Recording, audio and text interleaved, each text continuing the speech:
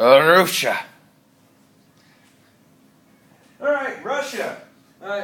During the early modern period, they had expanded across northern Asia and taken a lot of territory that has vast resources, but at the same time is frozen most of the year.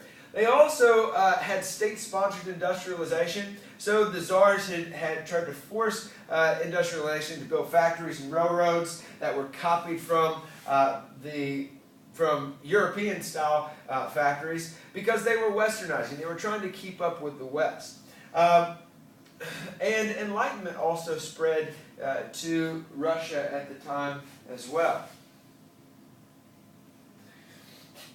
So after Enlightenment spreads, there is a Tsar, Alexander II, which he sort of adopts this idea of Enlightenment, and he issues the Emancipation Proclamation, which sort of frees the peasants from coerced labor to the state. They had been forced to work for the state for most of their lives for quite some time, and he sort of frees them legally from those obligations. But there was a group of people called the People's Will. They did not think that this was enough. They didn't think they did enough for the peasants in Russia, and so they assassinated him.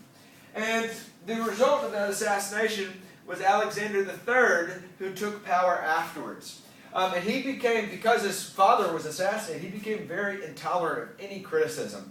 And so he started to persecute and sort of have a reign of terror, killing anybody who spoke out. He also reversed the process of westernization and started something called Russification, which is promoting traditional Russian culture, especially sort of Eastern Orthodox culture. And he had very harsh treatments, which made Enlightenment principles spread even more. All teachers who are assisting in the Early College Academy interviews, please head to the Media Center for us. Thank you. So after Tsar Alexander III, a few czars later comes Tsar Nicholas II, and Russia is getting weaker and weaker, and the people they're not having very much success in industrializing. They're not keeping up with Europeans as Europeans are advancing. And so Tsar Nicholas knows that the people are unhappy.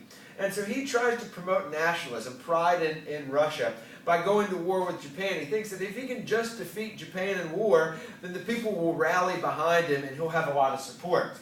The problem is he had suffered humiliating defeats when fighting Japan.